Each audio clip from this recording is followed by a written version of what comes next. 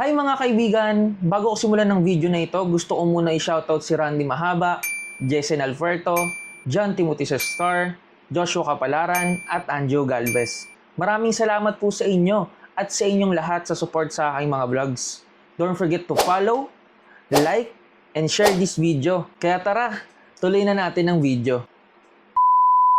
What's up mga kaibigan? It's Marcus Moto Vlogs, back here again with another video. Sinimulan ko ang aking araw para paliguan si Leaf dito lang malapit sa amin at dito yan sa J-Van Car Wash. Saktong-sakto pagdating ko walang nagpapalinis at nagkwekwentuhan muna ang mga kuya natin habang nag-aantay ng customer. Sinimulan na nga paliguan ni kuya si Leaf, wash-wash dito, wash-wash doon. After nga basain si Leaf ay sinimulan ng sabunin ni kuya ng malumanay at may pag-iingat. After ilang minutes ay natapos na rin paliguan si Leaf at nagsimula na akong magsuot ng helmet para diretso na rin ng alis. Nagbayad na nga ako at bumiyahe na pauwi.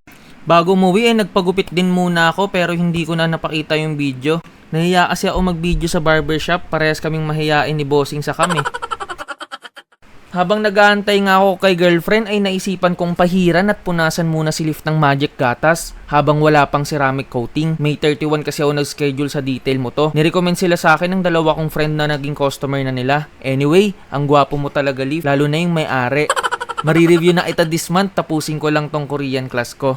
Umalis na nga ako para sunduin si girlfriend. Naka-ready na nga si Leaf at pinagbuksan na ako ni Papa ng gate. Salamat Papa! Sabado ngayon pero matraffic pa rin dito sa baba ng signal papuntang Hagonoy. Kahit nabuksan na yung daan papuntang C6. Pero goods naman, nabawasan naman yung traffic papuntang City Hall. Nakarating na nga ako sa aking girlfriend at makikita natin ang reaksyon niya pagkakita niya kay Leaf. Ito na ba? At inabot ko na nga ang regalo ko para sa kanya. At makikita rin natin sa kanyang mukha na siya ay galak na galak sa aking regalo. Bumiyahe na nga kami papuntang market para mag-post celebration ng birthday niya at para makita si Park Min-young, which is kilala bilang si Secretary Kim. Biyahe muna tayo kaibigan, naka-fast forward to. Wag mo i-skip ha, mabilis lang para makita mo rin ang POV ko habang nagdadrive. Hindi, wow.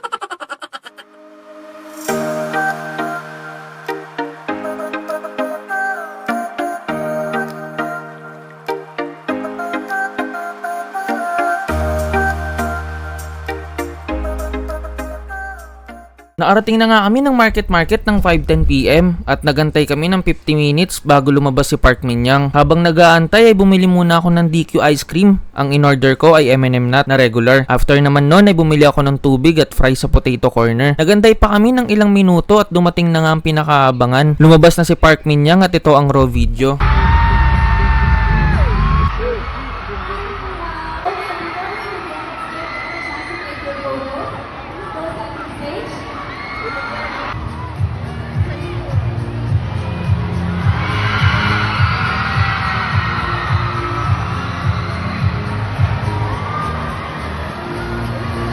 After nga namin kay Park Min-young ay naghanap na kami ni girlfriend ng mga kainan at dito nga kami napadpad sa Shakey's. Nagpalista na kami at naghintay ng ilang minuto para makaupo sa loob. Akala namin may ongoing pa na birthday party pero tapos na pala.